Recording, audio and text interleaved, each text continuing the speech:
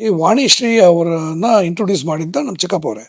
ಅವ್ರದ್ದು makeup still ತೆಗ್ಸೋದು ಏನಂತ ಹೇಳಿದ್ರೆ, ಆ ಎಮ್ಮನ್ನ ಮದ್ರಾಸಲ್ಲಿ ಬೀಚಿಗೆ ಕರ್ಕೊಂಡೋಗಿ ಫೋಟೋಸ್ ಎಲ್ಲ ತೆಗೆಯೋಣ ಅಂತ, ಕುದುರೆ ಥರ ಇದೆ ಅಂದ್ಬಿಟ್ಟು. ನಮ್ಮ ಚಿಕ್ಕಪ್ಪ ಅವರು ನೋಡಿದ್ರು, ಅವರು ಡೈರೆಕ್ಟ್ರ್, ಅವ್ರಿಗೆ ಏನು ಅನ್ನಿಸ್ತೋ ಏನೋ, ಇಲ್ಲ ಇಲ್ಲ ಚೆನ್ನಾಗೇ ಬರುತ್ತೆ, ಸೂಪರ್ ಹಿಟ್ಟಡು.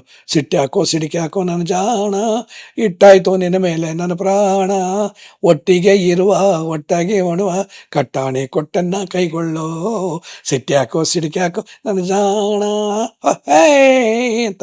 ನಾನು ಹೀಗೆ ಜೀವನ ಪ್ರಾರಂಭ ಮಾಡಿದೆ, ಅಸೋಸಿಯೇಟ್ ಡೈರೆಕ್ಟರ್ ಆಗಿ ಪ್ರಾರಂಭ ಮಾಡಿದೆ. ಹೇಳಿದೆ ನಿಮಗೆ, ವೀರ ಸಂಕಲ್ಪದಲ್ಲಿ ಮಾಡಿದೆ.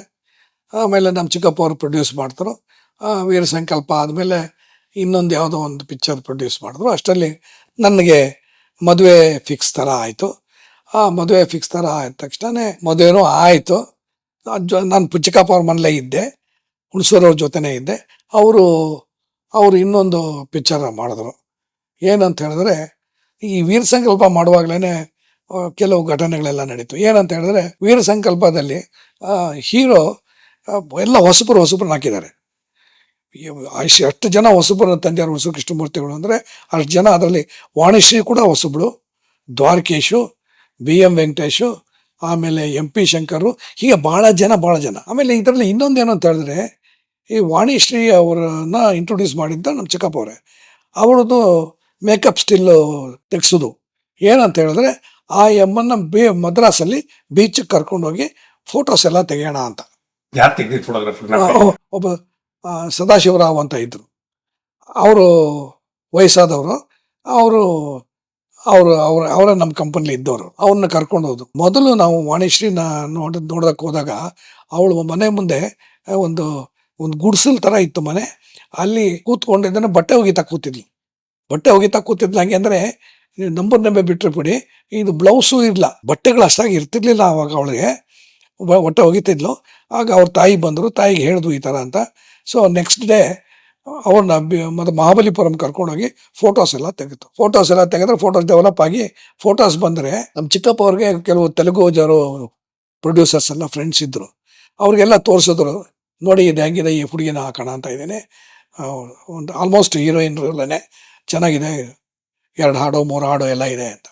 ಅವರೆಲ್ಲ ನೋಡ್ಬಿಟ್ಟು, ಒದ್ದಂಡಿ ಇದೆ, ಗುರಲಾಗುಂದಿ ಅಂದ್ಬಿಟ್ಟು, ಕುದುರೆ ಥರ ಇದೆ ಅಂದ್ಬಿಟ್ಟು. ನಮ್ಮ ಚಿಕ್ಕಪ್ಪ ಅವರು ನೋಡಿದ್ರು, ಅವರು ಡೈರೆಕ್ಟ್ರ್, ಅವ್ರಿಗೆ ಏನು ಅನ್ನಿಸ್ತೋ ಏನೋ, ಇಲ್ಲ ಇಲ್ಲ ಚೆನ್ನಾಗೇ ಬರುತ್ತೆ, ಭಾಗನೇ ವಸ್ತುಂದು ಇದೆ ಅಂತ. ಸರಿ, ಅವ್ರ ಮಾತನ್ನ ಏನು ಕೇಳಲಿಲ್ಲ, ಇಲ್ಲ ಅವಳನ್ನೇ ಹಾಕಿದ್ರು ಒಂದು ರೋಲ್ಗೆ. ಸೂಪರ್ ರೋಲು, ತುಂಬ ಚೆನ್ನಾಗಿ ಮಾಡಿಸಿದ್ವು. ಹುಣಸೂರು ಕೃಷ್ಣಮೂರ್ತಿ ಗರಡಿಲಿ ಅವ್ರು ಹೇಳ್ಕೊಡ್ತಾರೆ, ನಾವುಗಳೆಲ್ಲನೂ ಅದನ್ನು ತಿಳ್ಕೊಂಡಿದ್ದೇನೆ, ನಾವು ಹೇಳ್ಕೊಡ್ತೀವಿ. ತುಂಬ ಚೆನ್ನಾಗಿ ಬಂತು. 2 ಹಾಡು ಹಾಕೋದು ಅಲ್ಲಿ. 2 ಹಾಡಲ್ಲಿ ಏನೋ ಒಂದು ಹಾಡು ತುಂಬ ಸೂಪರ್ ಹಿಟ್ಟಡು. ಸಿಟ್ಟೆ ಹಾಕೋ ಸಿಡಿಕೆ ಹಾಕೋ ನನ್ನ ಜಾಣ, ಇಟ್ಟಾಯ್ತು ನಿನ್ನ ಮೇಲೆ ನನ್ನ ಪ್ರಾಣ, ಒಟ್ಟಿಗೆ ಇರುವ ಒಟ್ಟಾಗಿ ಮಾಡುವ, ಕಟ್ಟಾಣೆ ಕೊಟ್ಟನ್ನ ಕೈಗೊಳ್ಳೋ, ಸಿಟ್ಟೆ ಹಾಕೋ ಸಿಡಿಕೆ ಹಾಕೋ ನನ್ನ ಜಾಣ ಅಂತ. ಅಲ್ಲೇನೇ ಒಂದು ತಂದಾನ ತಾನೋ ಅಂತ. ಈ ತಂದಾನ ತಾನೋ ಅನ್ನೋದು ನಮ್ಮ ಚಿಕ್ಕಪ್ಪ ಅಲ್ಲೆಲ್ಲೆಲ್ಲ ಹಾಕ್ತಾ ಇರ್ತಾರೆ ಆ ಹಾಡುಗಳೆಲ್ಲ. ಈ ಹಾಡು, ಇನ್ನೊಂದು ಹಾಡು ತುಂಬ ಚೆನ್ನಾಗಿತ್ತು. ಹುಣಸೂರು ಅವರು ದೋಬಿ ಅವನ ವೇಷ, ವಾಣಿಶ್ರೀ ಅವರು ದೋಬಿ ಅಸ್ಟೆಂಟ್ ಥರ, ಅದೊಂದು ಹಾಡು, ಅದು ಸೂಪರ್ ಹಿಟ್ಟಾಗಿ ಬಂತು. ಎಲ್ಲ ಹಾಡುಗಳು ಕೂಡ ಅದರಲ್ಲಿ ಬಂತು. ಆಮೇಲೆ ಕಲಾವಿದರುಗಳೆಲ್ಲರೂ ಕೂಡ ತುಂಬ ಒಳ್ಳೆಯ ಹೆಸರು ಬಂತು. ಈ ಚಿತ್ರ ರಿಲೀಸ್ ಟೈಮು ಭಾಳ ಚೆನ್ನಾಗಿತ್ತು. ಫಸ್ಟ್ ಕಾಪಿ ಬಂದ ತಕ್ಷಣ ಎಲ್ಲ ನೋಡಿದ್ರು ಚೆನ್ನಾಗಿತ್ತು. ಚನ್ನಪಟ್ಟಣದವ್ರು ಏನು ಹೇಳಿದ್ರು ಅಂದರೆ, ಐ ಥಿಂಕ್ ಮೂರ್ತಿ ಮಹಲ್ ಏನೋ ಚನ್ನಪಟ್ಟಣದಲ್ಲಿ ಏನೋ ಒಂದಿದೆ ಮಹಲ್ ಅಂತ. ಅವ್ರೇನಂದರು, ನೀವು ನಮ್ಮೂರಲ್ಲೇ ಪಿಕ್ಚರ್ ರಿಲೀಸ್ ಥರ ಬರಬೇಕು, ನಮ್ಮ ಥಿಯೇಟ್ರಿಗೆ ನೀವು ಬರಬೇಕು, ಬಂದಾಗಲೇ ಪಿಕ್ಚರ್ನ ನಾವು ಬಿಡ್ತೀವಿ ಅಂತ. ನಾವು ನಮ್ಮನ್ನೆಲ್ಲನೂ ತೆಗೆದು ಒಂದು ಚೌಲ್ಟ್ರಿಲಿ ಇಳಿಸಿದ್ರು.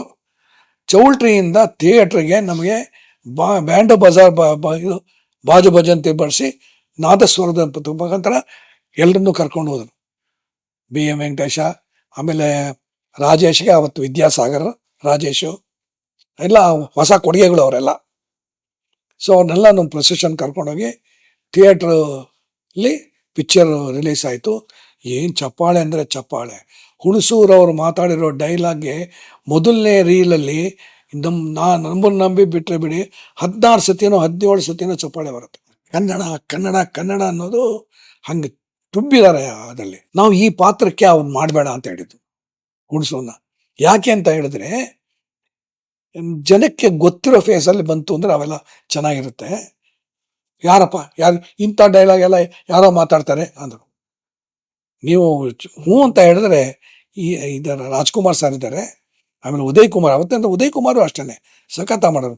ರಾಜ್ಕುಮಾರ್, ಉದಯ್ ಕುಮಾರ್ ಇವರಿಬ್ಬರಲ್ಲಿ ಯಾರು ಒಬ್ಬರನ್ನ ಹಾಕಿ ನೀವು ಪಾರ್ಟ್ ಮಾಡಬೇಡಿ ಅಂತ ಹೇಳೋದು. ನಾನು ದ್ವಾರಕೀಶ್ ಇಬ್ಬರು ಹೇಳೋದು, ನೀವು ಬೇಡ, ಅವ್ರ ಕೈಲಿ ಮಾಡಿಸಿ ಚೆನ್ನಾಗಿ ಬರುತ್ತೆ, ಪಾತ್ರನೇ ತುಂಬ ಚೆನ್ನಾಗಿ ಬರುತ್ತೆ, ಎಲಿವೇಟ್ ಆಗುತ್ತೆ ಅಂತ. ಓಹೋ, ನೀವು ಕೂಡ ಬಂದು ನನಗೆ ಹೇಳೋಂಗೆ ಆಗ್ಬಿಟ್ರಾ ಅಂದರು. ನಮಗೆ ಗೊತ್ತಿದ್ದೇ ಹೇಳ್ತೀವಿ, ಇಷ್ಟು ಮೇಲೆ ನಿಮ್ಮ ಇಷ್ಟ, ನೀವೇ ಡೈರೆಕ್ಟ್ರು ಅಂತ ನಾನು ಹೇಳಿದೆ. ಸರಿ, ಕೇಳಲಿಲ್ಲ ಅವರು. ಛಲ ಆಟ, ನಾನು ಮಾತಾಡ್ತೀನಿ ಅಂತ ಹಾಗೆ ಮಾಡಿದ್ರು, ಚೆನ್ನಾಗೇ ಮಾಡಿದ್ದಾರೆ.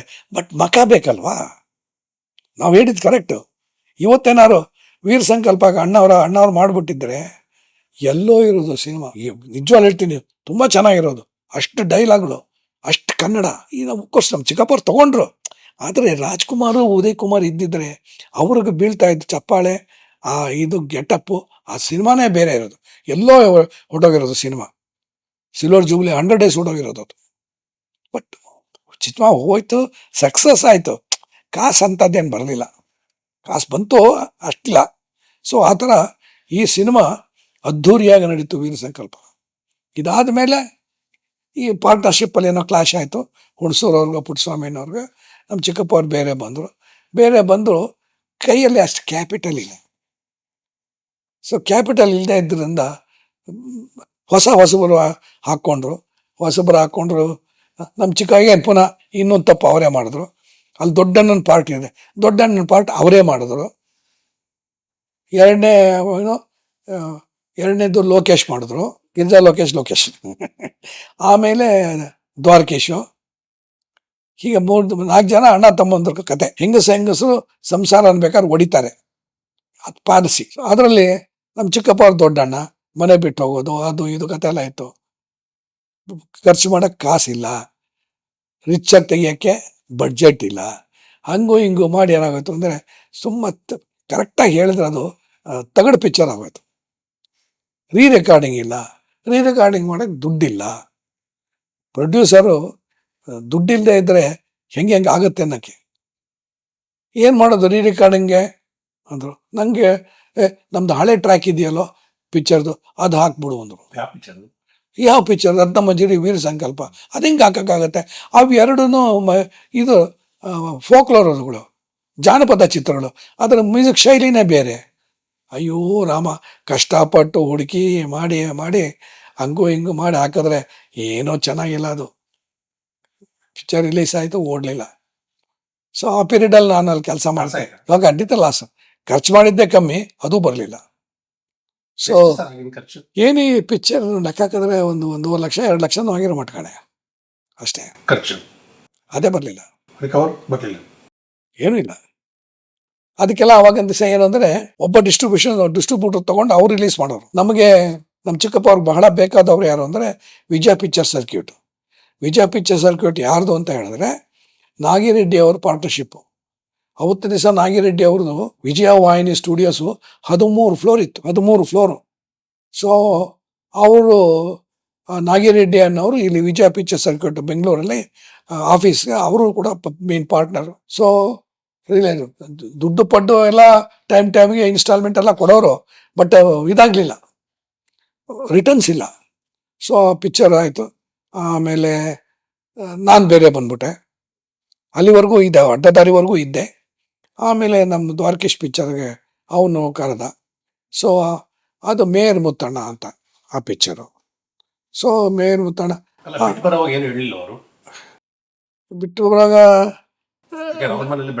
ಅದೇ ಬಿಟ್ಟು ಬರುವಾಗ ನಾನು ಹೇಳಿದೆ, ನಾನು ಬೇರೆ ಇರ್ತೀನಿ ಅಂತ ಹೇಳಿದೆ. ಸರಿಯಪ್ಪ, ಆಗಲಿ, ಒಳ್ಳೇದಾಗಲಿ ಅಂತ ಅಂದ್ಬಿಟ್ರು ಅಷ್ಟೇ. ಬೇರೆ ಏನೂ ಕೊಡಲಿಲ್ಲ, ಮಾಡಲಿಲ್ಲ. ಅವ್ರು ಮದ್ರಾಸಿಂದ ಬೆಂಗಳೂರಿಗೆ ಮೈಸೂರಿಗೆ ಶಿಫ್ಟ್ ಆಗಿಬಿಟ್ರು. ನನಗೇನು ಬೇರೆ ಮನೆ ಮಾಡ್ಕೊಂಡಿದ್ದೆ. ಏನು ಪಾತ್ರೆ ಪಗಡ ಏನೂ ಇಲ್ಲ, ಮದುವೆ ಆಗಿದೆ. ಏನು ನಮ್ಮ ಅತ್ತೆ ನನಗೆ ಬೆಂಗಾವಲು, ಬಲಗೈ ಅಂತ ಹೇಳ್ಬೋದು ನಮ್ಮ ಅತ್ತೆ. ಅವ್ರು ಇಲ್ಲದೇ ಇದ್ದರೆ ಈ ಲೆವೆಲ್ಗೆ ಇರ್ತಿರ್ಲಿಲ್ಲ. ಸೊ ಸರಿ, ಏನೋ ಈ ರೂಮಲ್ಲಿ ಒಂದು ಡಗಲ ಫ್ಯಾನು, ಆ ರೂಮಲ್ಲಿ ಒಂದು ಡಗ ಫ್ಯಾನ್ ಇತ್ತು. 2 ಡಗ ಫ್ಯಾನ್ನ ಬಿಟ್ಟರು, ಹೋದರು. ಆ ಮನೆ ಓನರು ಈ ಥರ ನಮ್ಮ ಮದುವೆ ಆದ ಹುಡುಗನ್ನ ಬಿಟ್ಟು ಹೋಗ್ತಾ ಇದ್ದಾರಲ್ಲ ಅಂದ್ಬಿಟ್ಟು ಅವನ್ನ ಬೇಕಾಗಿದ್ದಲ್ಲ ಮನೆ ಬಾಡಿಗೆ ಕಮ್ಮಿಗೆ ಮಾಡ್ದ, 80 ರೂಪಾಯಿ ಮಾಡ್ದ, 10 ರೂಪಾಯಿ ಲೈಟ್ ಬಿಲ್ ಮಾಡ್ದ ನನಗೋಸ್ಕರ. ಈ ಥರ ಬಿಟ್ಟು ಹೊಟ್ಟೋಗ್ತಾ ಇದ್ದಾರಲ್ಲ ಮದುವೆ ಆದ ಹುಡುಗನ್ನ ಅಂತ. ಸೊ ಆ ಥರ ಆ ಮನೇಲಿ ಇದ್ದು, ಆಮೇಲೆ ದ್ವಾರಕೀಶ್ ಪ್ರೊಡಕ್ಷನ್ ಬಂತು. ಒಂದು ಅಲ್ಲಿ ಒಂದು ಸ್ವಲ್ಪ ಒಂದು 4,000 ರೂಪಾಯಿ 4,000 ರೂಪಾಯಿ ರೆಮ್ಯುನೇಷನ್ ಅವತ್ತು. ಯಾರು ಮೇಲ್ ಕೂತಣ್ಣ? ಅದೇ ಹೆವಿ ಅಮೌಂಟ್ ಅದು. ಮೇ ಬಿ 68, 69 ಆ ಥರ ಪೀರಿಯಡ್.